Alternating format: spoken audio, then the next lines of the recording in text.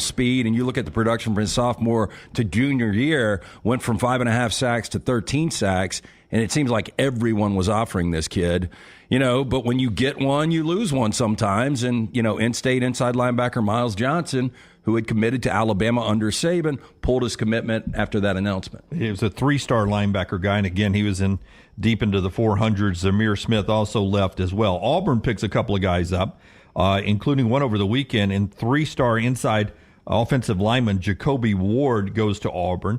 3-star tight end Hollis Davidson picks Auburn, recommits to Auburn is the wording there. And that gets me to where we are in the rankings right now, because I believe, and correct me if I'm wrong on this, Forrester, but I thought I saw Hugh Freeze with our friends at ABC 3340 right before the break at one of their ambush events, where he said that he thinks they would be approaching a top 5 class when all is said and done in December. Did you see that quote, Forrester? I think I saw that. That he said that they would be approaching a top 5 class when they get to December. I think I saw Hoke tweet that, Dunaway. I was just looking it up. That's where I saw it too. Justin Hokeson, Auburn Live, that when it was all said and done, that they would be probably somewhere between 5 and 10 in the recruiting services. Right now, as we sit here today on 3 Sports Composite Rankings, which uses all the rankings, including the 24/7 composite, and Auburn sits at number 12. Here's where 24/7 has the rankings right now. Auburn is 11 for theirs. On3 has them at 12. And, here's the deal, though. When you got to move up into closer to 5, you got to jump some behemoths in recruiting right now. But Auburn has room to move up, and Hugh Freeze is building this. He seems very positive right now with the way he's building the recruiting. Yeah, look, I have a full confidence in Hugh Freeze. Just look at the track record in the past. Is he going to be able to win a championship? Who knows? Again, the SEC, so deep. But, you just look at that list. When you're in front of the likes of Clemson, Tennessee, and Texas, that shows you're making a little bit of noise there. I don't know that we've ever, at the same time, had a head coach at Alabama and Auburn you, Lance, have more confidence in. Yeah. I would agree. At the same time, now you had tons of confidence in Nick Saban, but I don't know that you ever had confidence in Gus or Brian. So you tell me, who was the best coach? Gus Malzahn. It's probably Gus. Yeah, so Gus and Saban, is that combination as good as DeBoer or Freeze? We won't be able to see.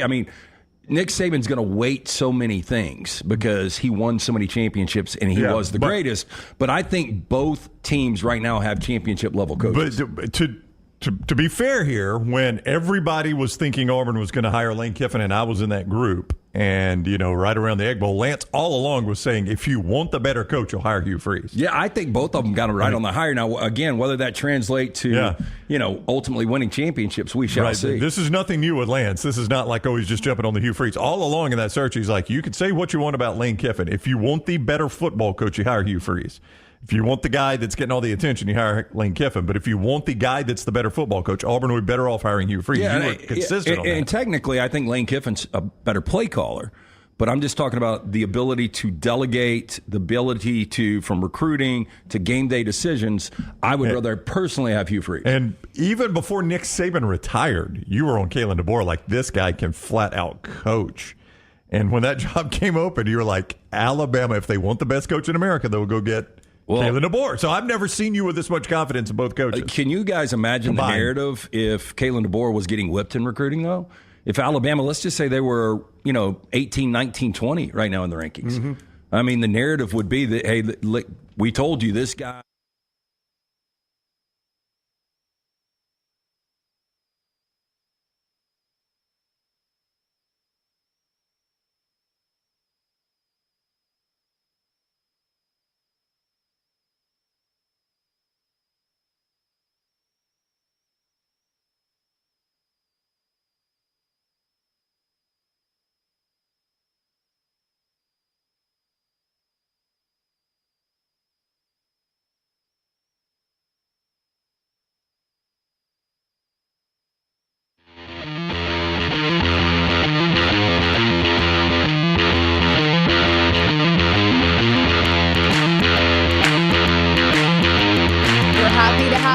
Country for this episode of the Pennant Grace. We had an exciting weekend. The Braves took the series from the Phillies.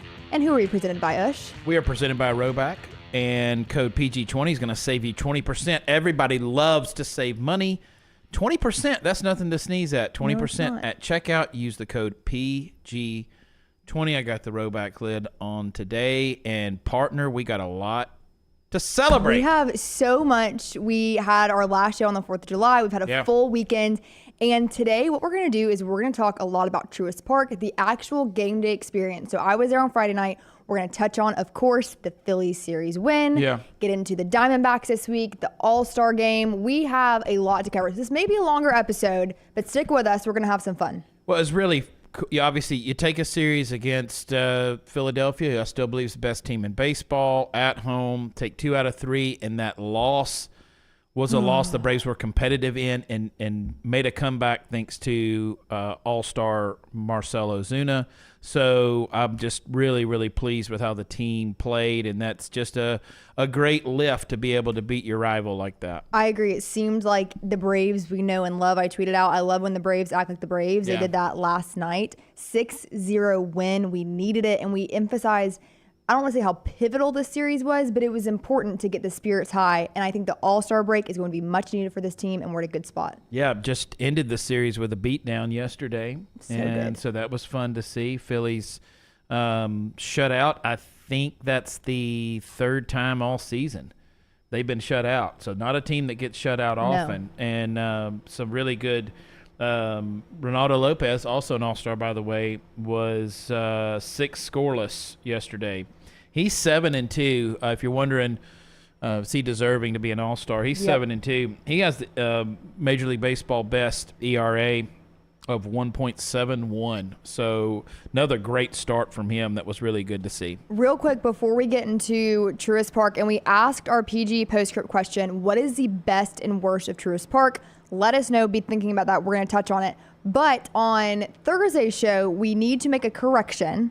So we said that, run me through here. We said that Marcell, Max Fried, Chris Sale, Ronaldo Lopez, and Jesse Chavez all made the roster. Yeah, we thought that they were All-Stars. Not sure what information. We got some sort of sabotage probably that tried to take place. Fan. Max Fried's not. I thought really, Max is an All-Star. So Max Fried's not an All-Star, and sadly Jesse Chavez is not an All-Star, and I'm really hoping he ends up getting put on the team. He's 100% deserving. That's being honestly being objective. I mean, he really does deserve. But Marcell, Chris Sale, I think Chris Sale does have a good chance to be the starter. And I cannot be more happy for who I was just talking about, Ronaldo Lopez. He's first time as an All-Star and very deserving. Could you imagine when that signing was announced? Could you imagine that you'd be sitting here saying that he made the All-Star team? No, and it shows that you put on a Braves uniform and good things happen. There you go. I think simple as that. We're seeing that with Chris Sale, too. We're seeing with Jared Kelnick. Well, we talked about those Anthopoulos moves, and Lopez looming large is one of those all-time great ones if he can continue anywhere close to what he's doing. And so just super happy for that guy. That's just great to see. No starters, and again, unless they put Sale on the mound, no starters in a Braves uniform in the for the National League. Not surprising to me. But, you know, that's just the way we've talked about it all season, the way that the guys have been producing, even though some guys are starting to catch on a little bit, and I know we'll get to that later. Yeah. Let's start with Friday night. So I was at the game, and while I was there, we were texting back and forth. I was texting with Reed, our Duke of Denim, who likes to, you know, indulge in all forms of baseball. And guys, the amount of Phillies fans that were inside Truist Park was astronomical. What is the deal with that, by the way? I don't know. I know Philly fans are passionate. It does not matter the sport. They show up. But it was in my outfield section 147. It was every other row had a row of Phillies fans. Yeah. So in front of me and Mikey, it was a family, and then behind us, there was an entire group, in front of us, to our right, to our left, and they were loud. They were into the game, and unfortunately, it would have been so sweet to walk out of there with a big I told you so. Right. That did not happen. But there are some things I think that Truist can do to make that park even more intimidating than it already is when you have fans like Philly fans when they're in town. Philly fans. So when I think of Philadelphia, I think of Rocky. I think of the city of brotherly love, American history, maybe ECW, and I think of just a lot of warm fuzzies. They're known for their kindness and tolerance, correct? Am I on the right track or no? No. Rough. Now, shout out, friend of the show, saw him yesterday, to Travis Millsap's very faithful Pennant Grace viewer, enormous Phillies fan, total class act. Travis, not about you. Partner, you had a little bit of a rough time Friday. I did. In the confines of Truist Park. So I tread lightly here because you guys know I would love to one day cover an MLB team, and that could be Philly. Maybe you guys will have to watch Philly's games to see me being their sideline reporter. So I admire the passion of Philly fans. Right. I do. I think that Eagles fans, they are a passionate fan base. Right. As a Braves fan, enduring that for 9 innings was taxing. I did leave my seat at one point.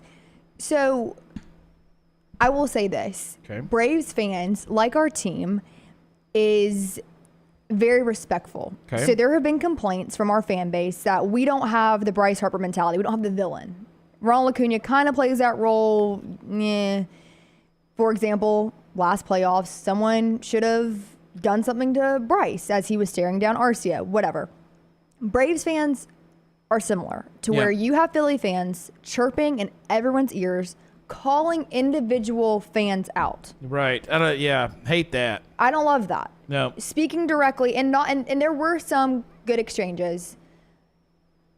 At a certain point, I think Braves fans need to say, okay, this is our stadium. We don't act like that here. Right. Because not only are the Philly fans screaming at their own players to hit the ball better, they are also counting Braves fans that are leaving due to the firework display that will take place after the game.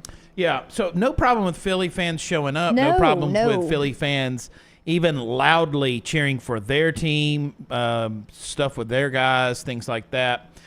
Much less of a fan than them, going directly at a Braves player, and have zero tolerance for them going after fans. Right.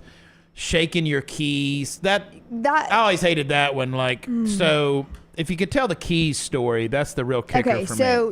And it was at the end of the game. So if you sit in the outfield, Friday night is specific. They will tell you, they'll come around with these signs and say, please pay attention. If you are in section XYZ to this, please move and relocate for the fireworks show. And so around the 7th, 8th inning, you have Braves fans that want to go ahead and move so they get a good seat for the fireworks with families, etc. And so a lot of the Phillies fans didn't understand that. So they're jeering at the Braves fans that are leaving with their kids to, I'm assuming, relocate, because at this point we were down by 2. It's not like it's the game's too far gone. Right. Counting the fans, saying, go home, all of these things. Eventually, we're all going to go home. We are. And that's not an insult. For those fans, you just want to ask, did you cause this to happen? Did I miss something where you were on the field in uniform? Don't like it at all. Have no, just not a fan of that. That just kind of dampers the whole experience. Shout out to the chat room, by the way. Yeah, you guys are killing it. Goose says every team has that portion of fan base, but it seems to be a bigger portion of Phillies fans. That would be a nice study to do to see which teams. I wonder how the Mets would do in that. I would not. If I'm going to Philly, I'm minding my P's and Q's because I've never wanted to be beat up before. No. And I'd be a little bit scared. Go ahead and tell you right now. My dad said that he went to a game in Philly and he wore a Braves jersey. Wait a second. This was 2 years ago when the Mets, we were back 10 games. And he went to a game at Citi Field, so it was not Philly. He wore a Braves jersey. And he said it was the most brutal atmosphere. And he said, I wish I would have gotten some numbers of those guys. So then 2 months later, call them up. Yes. But I do think Mets fans have a dose of that. And I think Philly is right there with them. And again, this is not us saying that we don't like rivalries. I love the rivalry of Braves and Phillies. Phillies fans, they're great. They're passionate. I just draw the line at a certain point. It gets to be overwhelming. And it's not fun. And that's not the environment you want at a Braves game.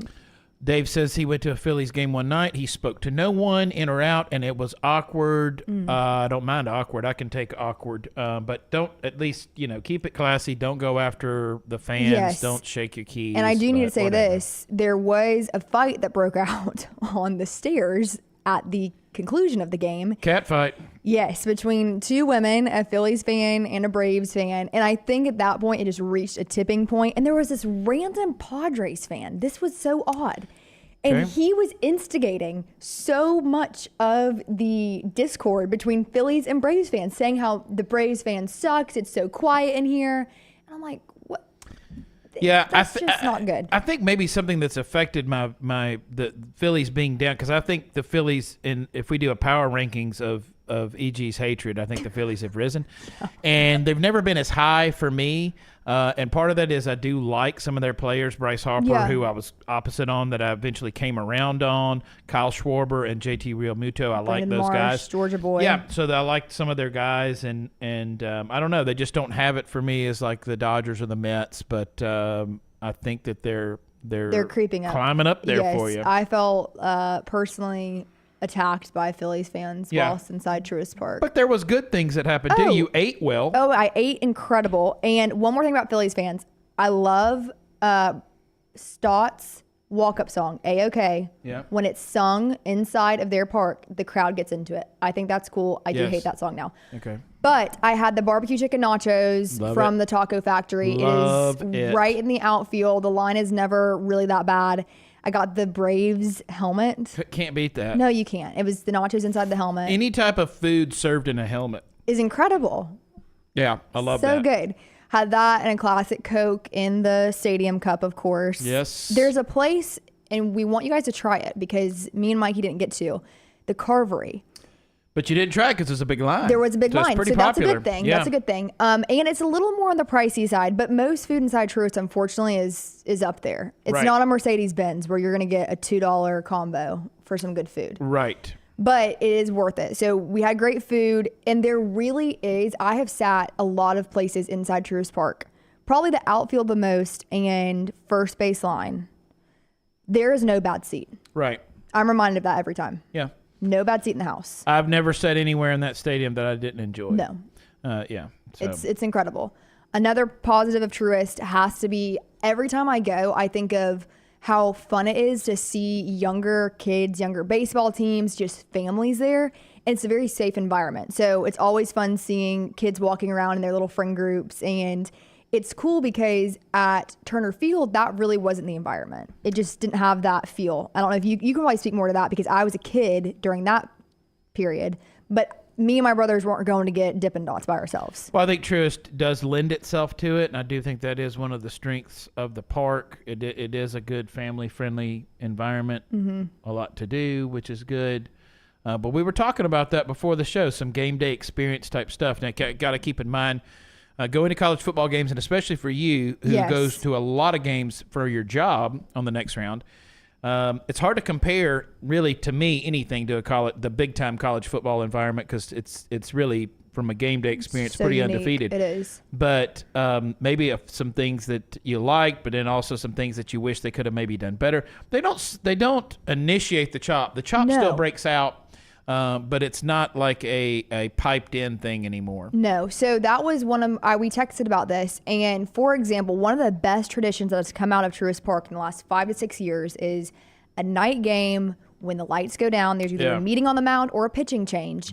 And the chop starts and the flashlights come out. It's incredible. I think that the chop needs to be utilized more. They need to initiate it more. And I do think some sort of tune to help everyone get in rhythm would be helpful. Yeah. But that's okay if you don't need the tune, you can't do the tune anymore, that's fine. But Aaron Nola is on the mound for a mound visit. And Right. I don't exactly know what inning this is. All I know that it was dark, and every Braves fan around us is waiting for the lights to go down. Right. Everyone is already prematurely bringing out the flashlights. This is perfect. It's Philly. It's our division rival. Let's scare Aaron Nola as Braves fans. It never came. Yeah, and I like that example because that's downtime anyway. So Yeah. why not do something with it? Get the Right. crowd going, keep them engaged during some downtime. Yes, and another idea that I have is, and again, if any representative of Truist Park is listening, we'd, love to do a focus group with you guys. Yes. But, and you touched on the college football background. Yes. So one thing that I think college football stadiums do incredibly well is they utilize their players to help hype up the fans through pre-recorded videos. Mm-hmm. At certain points in the game, especially with baseball, it's easy to kind of get disassociated with what's actually going on at certain times. You need connection points with the fans to bring people back to the moment. Right. So I need Ozzy Albies on screen saying, I need Braves country to get loud. Right. I need you guys to do the chop on 3, 1, 2, 3. And Ozzy initiates the chop from the big screen. Love it. Something like that. And I don't go all the way to like a college football hype video, because usually top of the ninth, they'll have that naturally. But there needs to be more touch points throughout the duration of the game to get the fans involved and make Truist Park more intimidating to play in. Right. That's my opinion. There you go. So we bash Phillies fans. Travis, I love you. No offense taken there. But again, Braves take 2 or 3. They outscored the Phillies 17-7. Yes. For the series. That is big time. And like I mentioned, Ronaldo Lopez, I saw some good pitching there for the Braves. The special was pretty special. He was. So he went 6 innings, and although he gave up 7 hits, he only had 1 earned run, 6 strikeouts, and here's the big one: no walks. No walks. That is big. So talking to my friend Captain Morgan yesterday, Braves fan, he said, I love this guy. I love his stuff. We talked about his poise and confidence. Yep. I really think there's something there with this guy. I think he's going to be this is going to be a big-time starting pitcher for the Atlanta Braves moving forward. I want to see what the vision for him is with workload-wise, especially with the trade deadline coming up. Will we see him continue in the role he's in? Will someone be brought in to alleviate some of it? But I love what we're seeing from him. I think that he is way more confident than he should be for just his background. But it was fun to see him. Let's talk about Fried. Yeah. On Friday night. He just looked shaky to me. Just not a great start. Not a great start. And I think one thing that stuck out to me as I'm sitting there is he was on the mound for so much longer than Aaron Nola. Yes. Just sat there. Yes. 2 outs, and he could just not get that 3rd out. Yeah. It was painful. It was. But I don't think that the let's trade and get something for him before the deadline needs to start, because I've been seeing that on Braves Twitter. I don't think that we part ways with Fried now. I agree. It feels a little throwing in the towel on the season, and I don't want to do that. I don't either. But I understand the argument. I agree. Because with each, I'm past the point of thinking there's any legitimate chance that he re-signs at this point. Well, I do want to mention this. What was your thoughts on Snit letting him see the lineup, specifically Trey Turner, for the a lot of 4th talk about time? that. Yeah. I didn't really understand that. And is it save the pen kind of thing? What is your thoughts on that? I think so. I think it's realizing that it's early July, and I think that's an early July type move. But it definitely was criticized, and I understand that. I guess if there's one person you're going to let do that, that's proven himself in that lineup, it is Max Fried, but obviously didn't go well. No, and I guess you're thinking tomorrow, the special on the mound, it could end up being more of a bullpen game. You want to save those guys' arms. I just thought, Trey Turner already hit a home run off of him.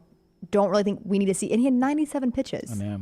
That was a little interesting. Another move on Friday, I know we're talking a lot about Friday, was Eli White being the last at bat and Sean Murphy not pinch hitting for him. That was odd. Because you had 2 runners on. Yes. It stood out to me. I don't know why you don't do that. I don't know either. Moving on, let's keep talking about Eli White. He had a home run yesterday. He did? And I was like, okay. Yeah. Eli White. I loved it. Grew up a Braves fan. Yeah. And what I noticed about him these last 3 games, he's incredibly patient at the plate, which paid off. I think he walked maybe Saturday, maybe Friday too. So Eli White, I don't think he's a long-term fix. The Phillies fans in front of me did say that, man, what a terrible series to start in. Like, insinuating that Eli White told AA, hey, can you please He did. He's like, you're going to put me in here, by the way. Yeah. And they said, yes, sir. Yeah. Mr. White. Your guy Adam Duvall had a nice series He as well. He did. And I've been hesitant to give him credit. Got to give him credit where due. I love Adam Duvall, by the way. But his last 7 games, he's batting .308. So Could be turning the corner. Maybe a turnaround there. Jared Kelenic is still doing really, really well, by the way. So he's now batting .272. He's got 29 RBIs and 10 home runs. That's been really cool to see. When we do get Michael Harris back, and from what we're hearing, Michael Harris is doing everything but sprints at this point. Good. So feeling really, really good. He's very confident. So we'll see what happens when he starts to sprint. And then how long is he in Gwinnett before? I don't think very long. And then we see him inserted back in that lineup. I really, really don't think and don't, and hope they don't move Kelenic out of that leadoff spot. I agree. What is your take on what the outfield could look like with Michael Harris back? I love Michael Harris. That's our center fielder for the time to be, and I think he's outstanding out there. And I just feel a lot more confidence having him out there. And so I feel it feels it's never going to feel right this season because Ronnie's not there, and so this gives us the best chance of having that where it feels, more like what it should to have Kelenic in left and Harris in center and Duvall in right. Yeah. Now, we did talk about last week Eddie Rosario, and I can't remember exactly what we said, but we were both confident that we would see him in a Braves uniform. Yes. So he's with Gwinnett right now, and he's back. He's back. He is. I think he's already homeward for Gwinnett. Yes, and had a triple, too. So we'll see. I'm real hesitant on that. By the way, least surprising re-signing ever. I would have been surprised if they not picked him up. I think we talked about this. It's the Band-Aid on a bullet wound until July 30th. And I don't know if this is one of those things where it's a Braves uniform just makes people better. Yeah. I think he already knows the culture of the Braves, which is helpful. I think he knows what it takes. We're going to see Jock Peterson in this next series. We are. Does this take us one step closer to now having Peterson, Duvall, get the band Rosario back together? Win a world championship with? I don't know. It's just hard. It's just so hard to say. What does a team like Arizona do? Because they peaked so late last year. So they're 500. They're 45-45. They're 9.5 back. The Padres are 49-45, and they're 7.5 back. They've won. They've gone 6-4 their last 10. Arizona. So again, knowing what they did last year, I don't see them being sellers. So it'll be interesting. Again, we have a 7-game road trip coming up, and that'll lead into the All-Star break. Yes. So you're going to be out west, and then I guess some of them will do the midpoint in Dallas and then go on back to Atlanta. Yeah. Can we talk about those matchups? Yes, real let's quick? do it. So we got Chris Sale on the mound for Atlanta. That's All-Star Chris Sale. He's 11-3 with a 2.71 ERA. Yelber Diaz? Yelber Diaz, yeah. Yelber. How many Yelbers, Yelber Diaz, and I was looking for his stats. They don't exist because he's making his major league debut tonight on the mound for the Arizona Diamondbacks. What is Yelber thinking right now? It's a lot. That's a lot. We got Charlie Morton in game 2. He's 5-5 with a 3.96. Zach Gallen, 6-4 with a 3.06 ERA, takes the mound for the Diamondbacks in game 2. And then we do not have starters for the Diamondbacks in games 3 or 4, but the Braves will put Max Fried in game 3 and Spencer Schwellenbach, the special, in game 4. It's going to be interesting. Yeah. Big West Coast series there to have that 4-game against Arizona, 3 in San Diego. Always get nervous going on the West Coast, and also, too, it conflicts with my bedtime. It does. It's going to be late games. Yeah, 8:40 first pitch. Come on, man.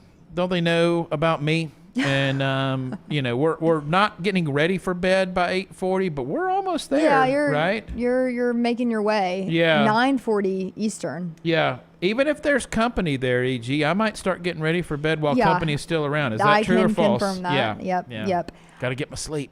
So one thing of note about this, when we're talking about catching the Phillies, so the Phillies are going to be playing the Dodgers. Yeah, so they're off today, and then they start a series with the Dodgers Is it home or away? tomorrow. I'm not can look it sure. up. Reed Taylor He would know that. That Let me see. is massive. That is a huge series for those teams. That is in Philadelphia. Okay. Oh, okay. So big time series. That's going to have a lot of eyeballs on it. It would be incredible to take 3 from the Diamondbacks, maybe, Yeah. please. Yeah. And then have the Phillies get swept by the Dodgers, which I think is very possible considering their Yeah. injuries. And that would put us how many games back? What are we, 9 right now? Yeah, so We could be Braves are 6 Braves games. are back to 8. Back to 8. Yeah. Okay, back to 8 games. Yeah. Oh yeah, because we took 2 and Yeah. So- So, but you know, no, like you said, the injuries, no Schwarber, no Harper. So the Braves did take a decimated. yeah. I mean, those are 2 of the big guns. They're so deep. They're such a good. They have so many bats on that team. They do. And So many guys that can kill you. yes, Trey Turner. Yeah, He has the Braves number. He's Golly. first and foremost, right? I mean, it's just their depth is incredible. Now, with that being said, the Braves this season, for all of the Braves' offensive woes, they have taken 4 out of the 6 games Yeah. from the Phillies. I guess the key to the Braves' success is just don't let the opponent score more than 4 runs, because if you do, you're going to lose. Right. Braves are like 0 for 28. Yeah, 0 for 28. Straight. That's not good, right? No, Okay. not good at all. And it was funny when the Phillies went up on Friday, the tweets start coming. It's going to be a statistical anomaly. Statistically, the Braves will not come back from this. And it's crazy because you had a late inning rally from the Braves. They were Yes. only down 2. Yes. But again, there's something about they are up by 4 or more, that team, you might as well be up 20. Yeah, so, you were in Marietta, heart of Braves country Yep. this weekend. I was back up in the old stomping grounds, Murfreesboro, Tennessee. Braves country alive and well in Murfreesboro, by the way. And WGNS, the local Murfreesboro radio station, Braves radio affiliate since 1981. Wow, Yeah. 1981. Yeah, love their Braves there in Murfreesboro. Incredible. Had some good conversations about that. I want to go back to your big bowl of nachos. Okay. Got 2 things. One, did you share them with Mikey? No. Okay, good girl. He did buy them for me. Though. And good boy Yes. and good girl. Yes. And 2, there's another kind of nacho. That's Nacho Alvarez. Yes. That was A lot of talk great about segue. Nacho. A lot of talk about Nacho Okay, Alvarez. so let me give you some statistics on this man. So he has played in 18 games Yes. in Gwinnett. Yes. He is batting .351 with 5 home runs, 17 RBIs in 18 games, and 10 extra base hits. Yes. Wow. Yes. Small sample size, of course. Yes.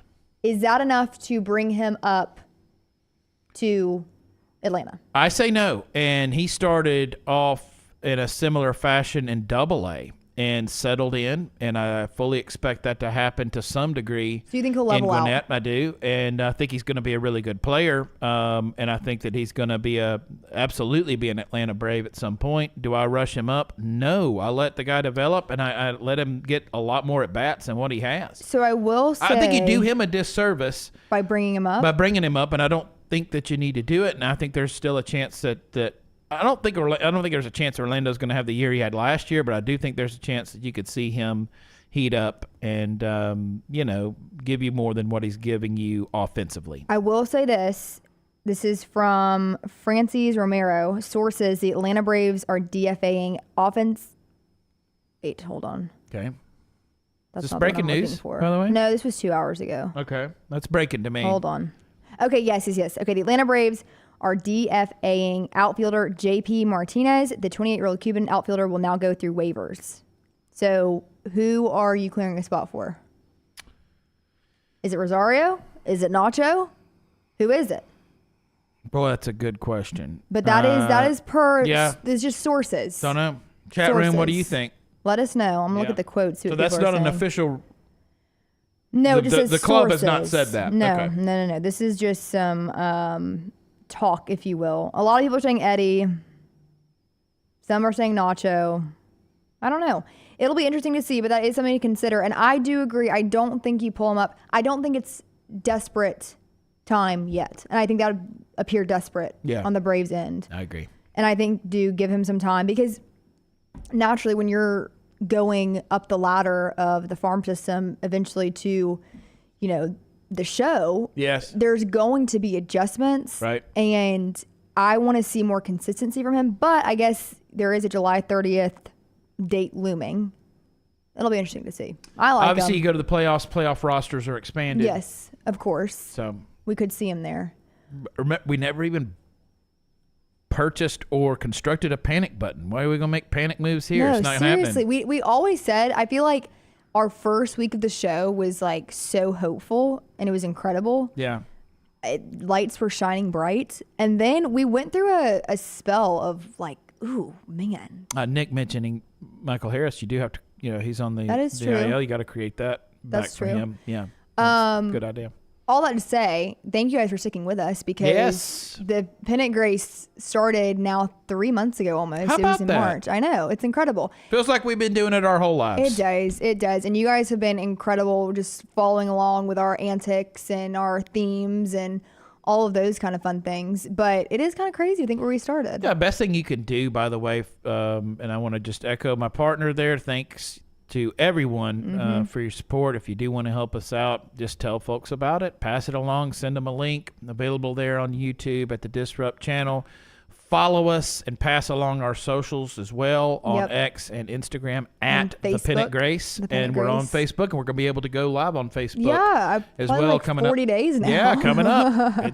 It'll be there. It'll So happen. yeah, just spreading the word. We appreciate all of that. And obviously, of course, because you're going to be buying it anyway, when you buy your Roback, use that code PG20. Yeah. That helps us, and it saves you 20%. It really does. Nick says, I miss Central Time. I hate being in Eastern. Central Time, Nick's the best, man. It's undefeated. I You love know it's Eastern. true. I know you are everything Georgia No, and everything but this is- representative wait, of Georgia. wait. But you got to give it to us. Yes. Central Time is the Time best. is incredible. The only qualm I have about it is it gets darker earlier. Yeah. Well, That is my only thing. I love the timing of games. I love just like everything like that. But I cannot stand it getting dark at 4 o'clock in the winter. It's horrible. Yeah, that part's not that That's fun. my only I'll qualm. give you that. But I do love Central. Yeah. Because you get to go to bed earlier in y'all's case. There you go. For those of us games. that applies to. Yeah. Yes. Well, we will be back here Thursday, 12:15. Yes, we will. I feel like we are getting a great routine of you guys knowing when to expect us. So thank you for your feedback on that. And we want to keep it as consistent as possible. That's why we did the July 4th. Yes. One last So, note. hear it. Producer Scott Forrester just had a birthday. Oh my goodness, yes. And so it's belated, but we want to wish Scott Forrester a very happy birthday. Happy birthday, Forrester. I hope that makes him happy. I can't see if think he's it does. smiling I or not. can't Did he either. smirk? Did I get a smirk out of him? How are the from White it? Sox No, doing? Not even that. Oh, Do we know? that was. I think you said that as some type of No, dig. no, not a dig. Maybe just Okay. a. I'm trying to be just a sweet, question. Forrester. We love so- Forrester and okay. Rocky. We could not make it happen Yep. without them. That's right. Behind the glass. But all that to say, we will be back here on Thursday talking more All-Star game, what to expect. I'll be in Dallas next week, so stay tuned for a scheduling update on what we're going to do there. Yeah. Are we going to take an All-Star break? Not this guy. No. Okay, no All-Star break for the Pennant Grace. That's right. No off days here. But we will be fully remote next week, so we will not be in the studio. I'll be in Dallas. You will be here. Yeah, maybe. Wherever Maybe. you want me to be, that's where I'll be. Well, yeah, we'll see. We'll see. Yeah. But thank you guys. This was a fun show today. Keep giving us your best and worst of Truist Park. And maybe, again, if a Truist Park representative is watching, the Pennant Grace would love to be in your focus group. But we will see you back here 12:15 on Thursday. Use code PG20 for 20% off your Roback. And like, follow, subscribe, all those fun things. And we love you, Braves Country.